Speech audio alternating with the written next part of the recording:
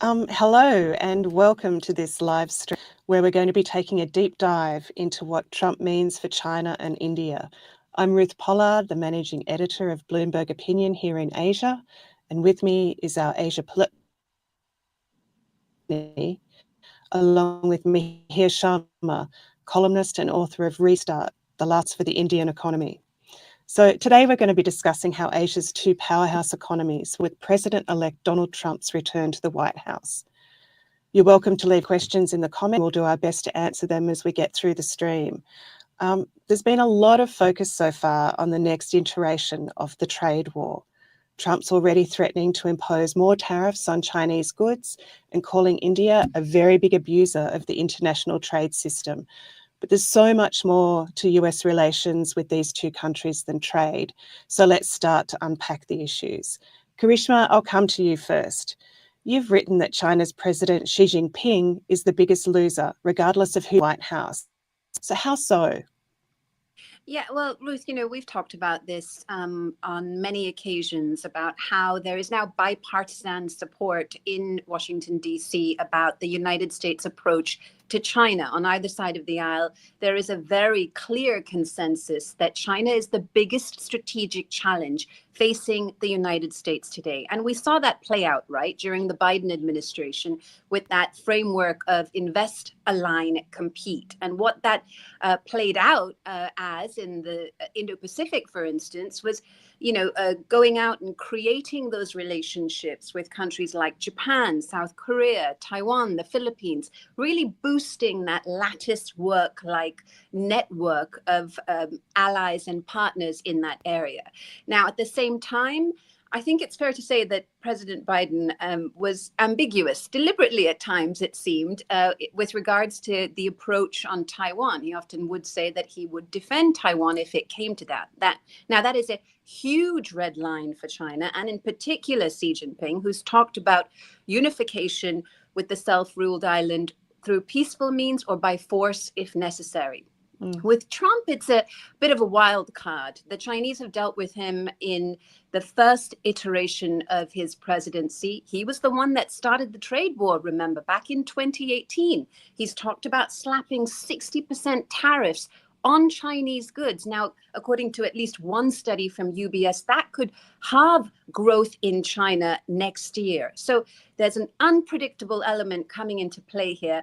But the Chinese are kind of used to now being in the doghouse with the United States. They just can't figure out, I think, at this point in time, how unpredictable and mercurial Donald Trump might be.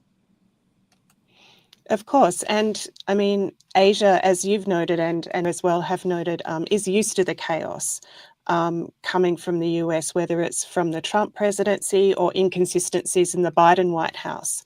So Mihir, I'll come to you now. You've recently argued that nations such as India, with its traditionally non-aligned position, Trump's transactional nature to Joe Biden's partnership-driven approach.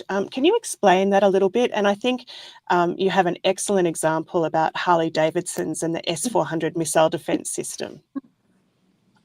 Yeah, well, there you see, Donald Trump hanging out with a bunch of bikers who don't really look very much like bikers in this photograph, I have to say, but look more like Republican congressman from Indiana. But that's precisely the point, which is that during his first term, the US administration had a large number of open disputes with India.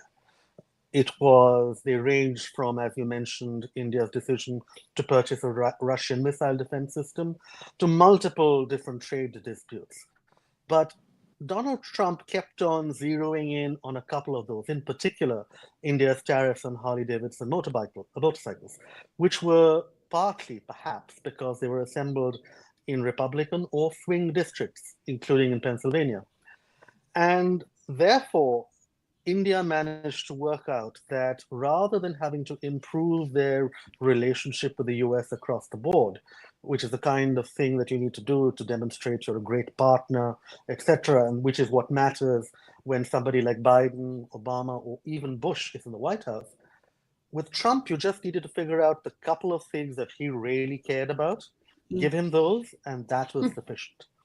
And it made things a lot easier for us when we could figure out what those were.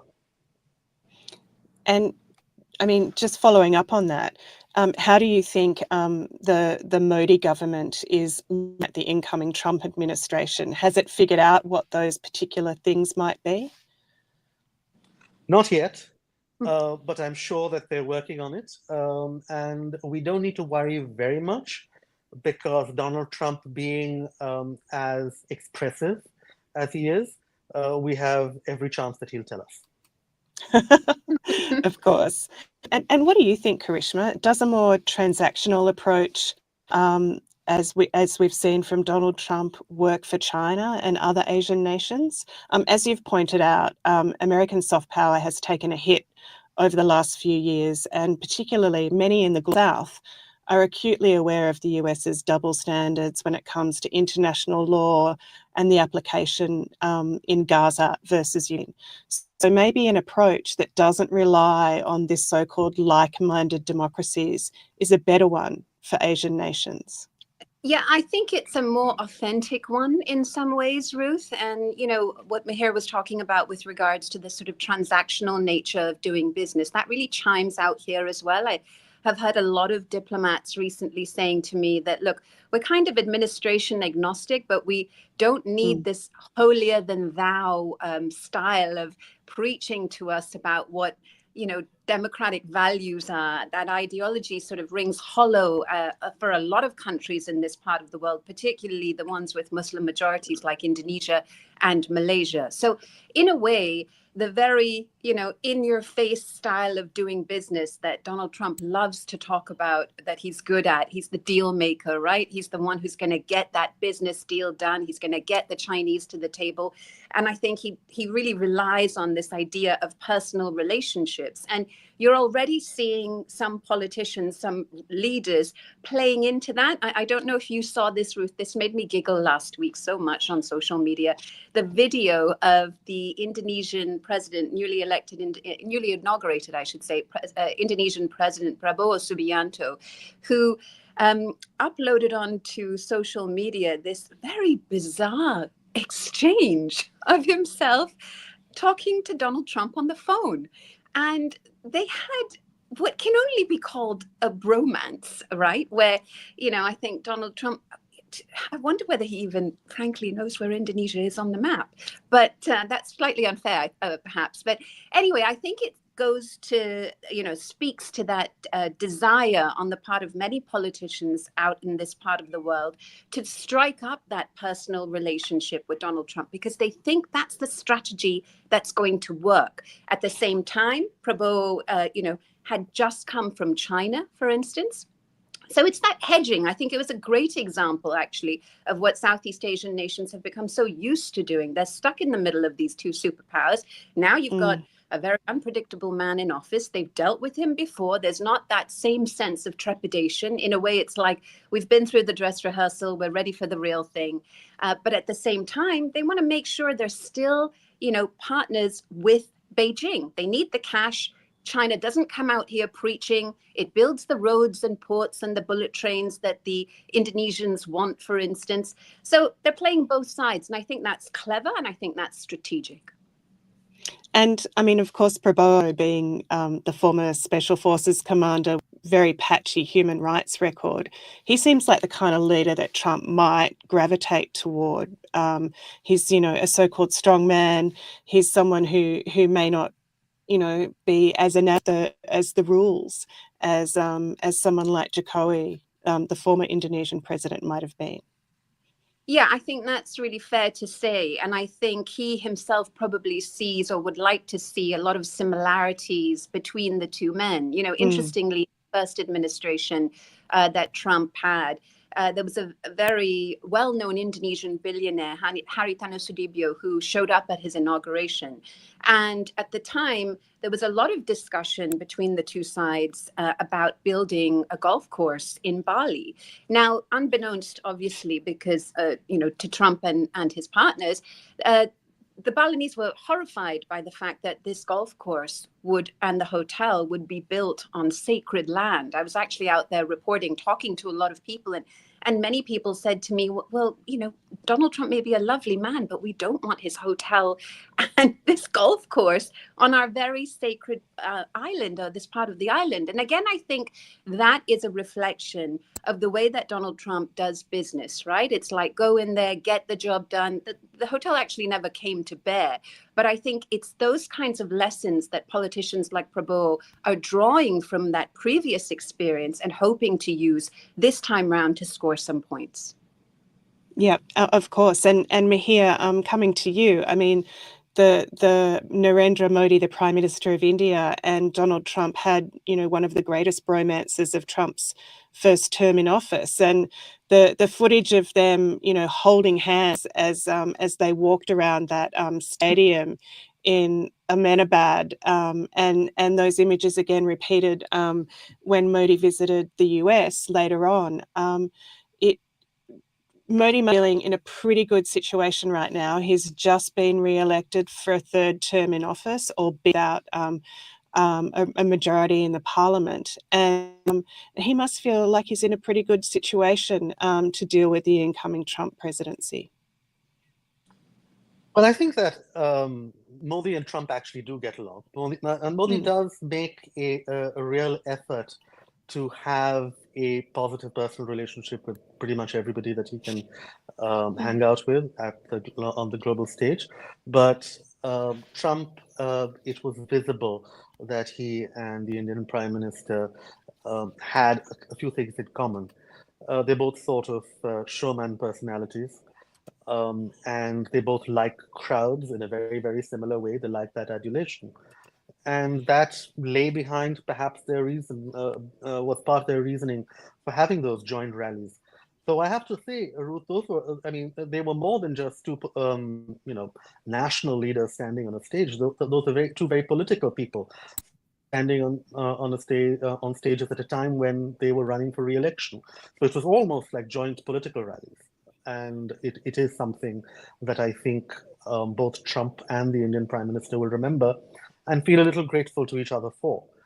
That said, I think that part of what Karishma said also kind of resonates. We know that he knows where Indonesia is because he tried to build a golf course there.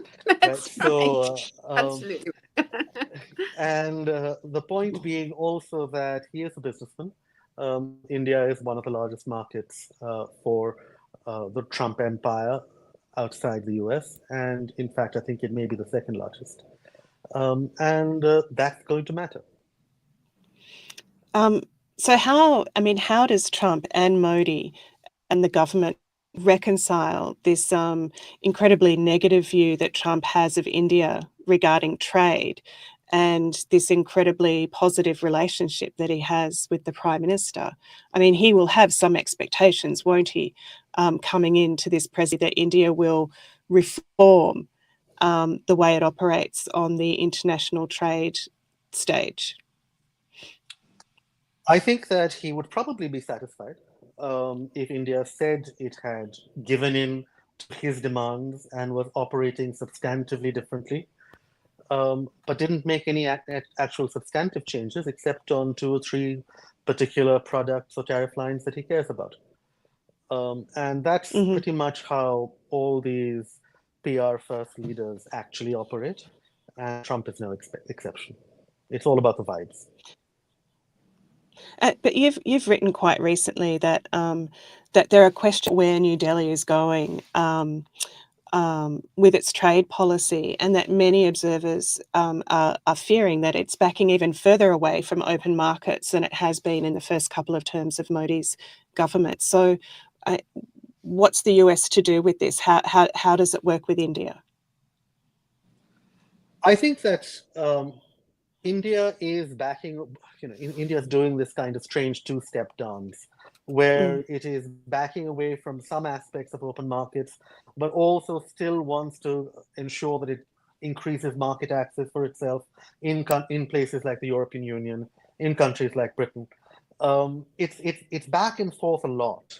But one of the things that will matter when it comes to relations with the US is whether we can identify the particular areas whether some form of trading cooperation can improve. And to be frank, Ruth, from the point of view of market access, Joe Biden was more disappointing than Donald Trump was.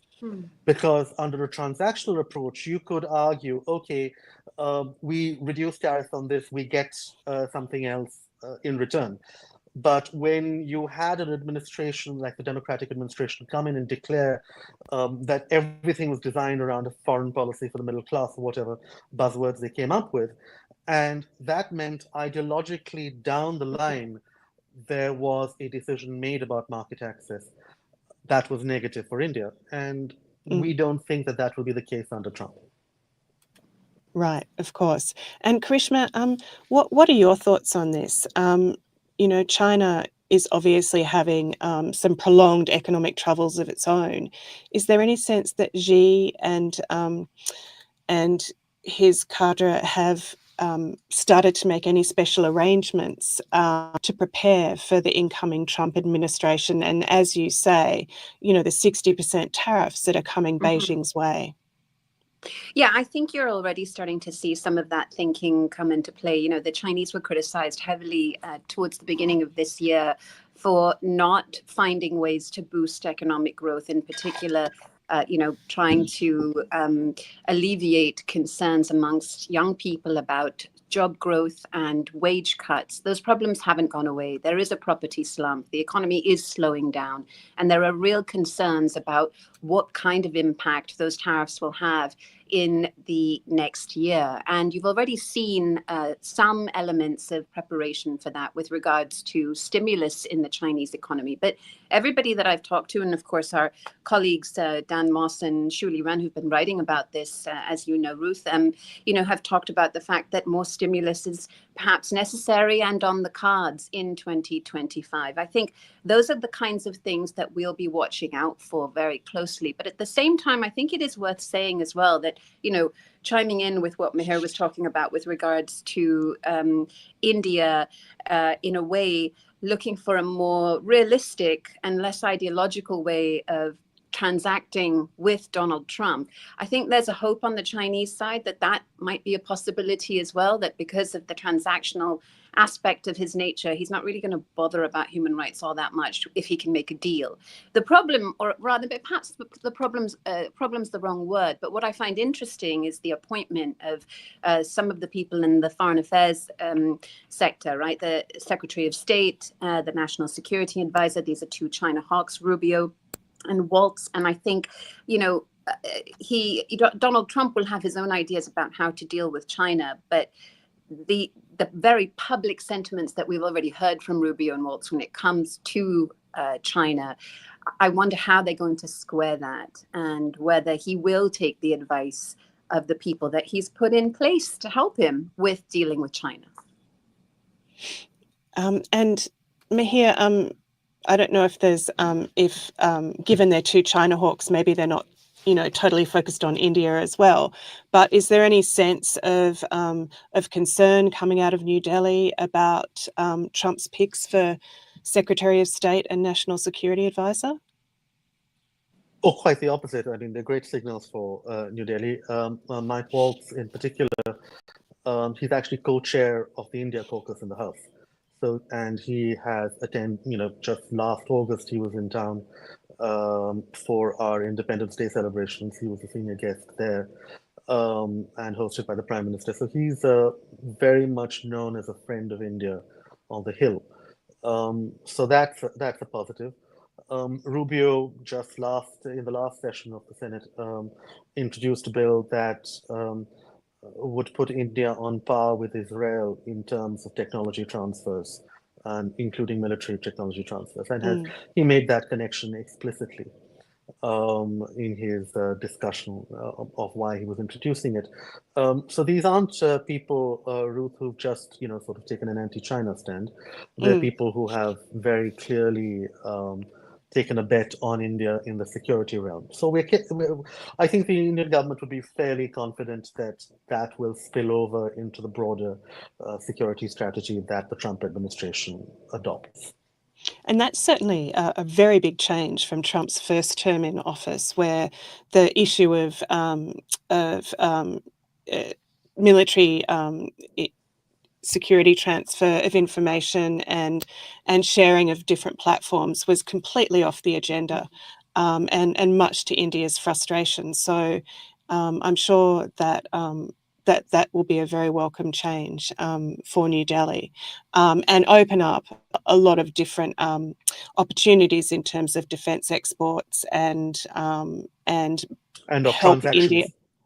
And of transactions, and also, but help India along the way of it, toward its military modernisation program, which has been really held up by technology transfer, of course. So following on from that, Krishma, I wanted to ask you, what are the key red lines for Xi that he will not want Trump to cross? Because, I mean, so many of them, right? Taiwan, you've mentioned, but obviously conflicts in the South China Sea as well. That has, where we've seen Quad nations like Japan, Australia, and the come in and take a stronger stance against China's assertive behaviour in that contested waterway. Yeah, and just on the Quad, I find India's role so interesting in that, you know, and I would love to hear Meher's point of view and yours, of course, with your time having spent so much time in India, Ruth, as well. But I was speaking to a few security analysts and diplomats recently, particularly about India's 1 foot in, 1 foot out of the Quad during the Biden administration. It was sort of half-heartedly, you know, in the Quad, and not wholeheartedly. I don't know if that's a sort of a fair assessment. It seems quite fair to me. And I wonder whether that changes during the Trump administration. I wonder whether, one, Donald Trump will care that much about alliances like that. You know, they've been cemented really strongly under the Biden administration, and they've been held up quite publicly as a way to, as you point out, you know, combat the growing assertiveness of China and its influence in the South China Sea. You know, the US has provided this sort of buffer, right? And it's like gathered together the Avengers, and they go on these like freedom of navigation exercises in the South China Sea all together. And there's more and more momentum behind that, or there certainly was, you know, just recently ahead of the US election. So for me, when I look at the key red lines for Xi Jinping, that is a big one, because China sees that as encirclement. China looks at the South China Sea and it says, you know what, historically, this is ours. Get out of our way. And we know what we're doing in this part of the world. We've got this. Stay in your lane. But you know, the other Asian countries don't feel like that. They all have competing claims in the South China Sea, and nobody's big enough to go up against Beijing. So having this relationship and that strength and unity and the cover from the United States has been hugely useful for nations like the Philippines, which has taken bold steps, I have to say, under Marcos Jr. to really come out and sort of try and show that it's not going to back down. It's not going to be bullied, as the president has talked about there. But that really annoys the Chinese. They see the United States as meddling in the South China Sea, and it will be a red line for Xi Jinping, perhaps one that Trump will be willing to, you know, exchange for something else. That's so difficult to say right now. I could have said to you, you know, a couple of months ago, if we were having this discussion about the potentially the Harris administration, I would have said, yeah, Ruth, 100%. The South China Sea is going to continue to be a priority for the U.S. administration. I'm not so sure right now, not because I don't think that this is something that's important, but I think that there are other things and other priorities in terms of foreign affairs that will be on the agenda and on the table first. And just one final point with regards to a red line, but one that has, you know, I want to link it to the issue of Ukraine. That is something that Xi Jinping is looking at really closely. It's what a lot of analysts talk about, the parallel between Taiwan and Ukraine. But Taiwan it's a huge red line for Xi Jinping, as we've talked about. Of course. And Mihir, do you want to step in here and talk a little bit about whether you think Quad will remain strong as it's been during Joe Biden's term under a second Trump White House, and what red lines there might be for India in terms of any US action or expectations of it in terms of defence and security? Well, India's foreign policy consists entirely of red lines, so it's a little hard and to know which ones of them, which one of them is actually the most, most important from their point of view. They would say things like, "Oh no, we don't want to get involved in the South China Sea." But on the other hand, if Donald Trump says, look, that's one of those things, you have to start sending patrols through there if you want to, be considered a security partner, blah, blah, blah, the sort of calculus in New Delhi might change. And that is very much something that Donald Trump might say, judging by how he treated NATO partners, for example. India, Karishma, on the question of whether it was half in, half out of the Quad, I can see why people would say that, because after all, it first of all participates in multiple other things, including some things that are very clearly China-led, such as the Shanghai Cooperation Organization. But I think its commitment to the Quad is more than that. It has also tried to moderate the Quad away from being entirely security focused. And I think a lot of people who look at the Quad as a security grouping find that, view that as devaluing the Quad. And I can see why that might make sense from their point of view. The Indian government's point of view is that if you expand the domain on which these four countries cooperate in the Indo-Pacific, it makes it easier for them to pick up further friends and partners there. So if they say, okay, the four of us are here, not just steaming battleships or cruisers or whatever they call them currently, through the appropriate bits of the South China Sea, but also trying to work together to pay for a port in X place. Then, or to solve this particular sustainable development problem, then they're seen less of a threat.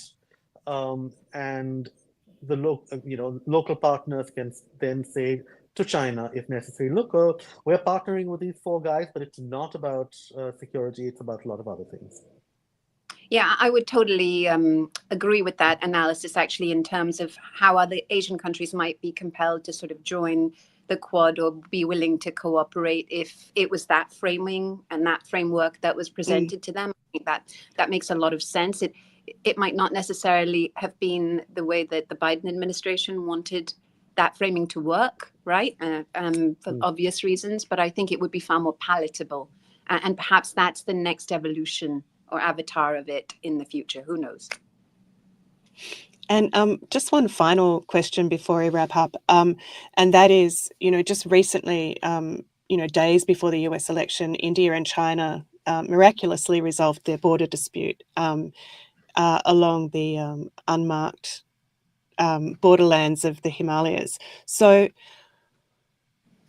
that's going to be a plus for Trump. He doesn't like conflict.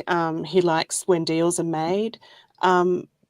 What happens if this flares again? How does Trump deal with another outbreak of aggression along such a hotly contested border? Mihir, do you want to go first? Well, I think, Ruth, that I think we can assume it's going to flare up again. And the reason is that I don't think it's been resolved. What was agreed was, it was really an Indian retreat in many ways, right? So the Chinese pushed, and then the Indians said, okay, fine, whatever, stop. If you stop actually actively pushing, we'll overlook the fact that you pushed so far. So it was a bit of an Indian capitulation. Everyone knows that. Nobody wants to say it out loud. But that's the kind of thing that then the Chinese will do again, right? Because that's the kind of system they've built up over there. So I think how Trump would respond in those situations is to say, look, if obviously we want to back the Indians, as long as they want to back us in the things that we want to do. So what are we getting out of doing this? And I think New Delhi should have a good answer to that. If the answer, for example, is, okay, back us a little more strongly on this, and then we will buy X billion dollars worth of things, stuff assembled in a swing state, that's a deal that we should at least be working on. And what about you, Karishma? Xi's going to want less problems as he deals with the 60% tariffs, right? So does that make it a little bit less likely than we think that that China will push back hard again on India? No, I agree with Mihir on that. And there's precedents for that. Like, look at the Philippines and the South China Sea, right? A mutual defense treaty isn't stopping China from consistently badgering the Philippines and, you know, getting to the point where it is arguably the most dangerous flashpoint in the world right now. And it is one miscalculation away from that treaty being invoked. So if that's not going to stop the Chinese, I don't see the India-China border being an issue that they wouldn't want to continue to press. Of course. Okay, well, look, I think that is a good point for us to wrap it up. Thanks to everybody who joined us, and also to our two excellent speakers, Karishma Vaswani in Singapore and Mihir Sharma in Copenhagen. I'm Ruth Pollard for Bloomberg Opinion, and thank you very much for being here with us.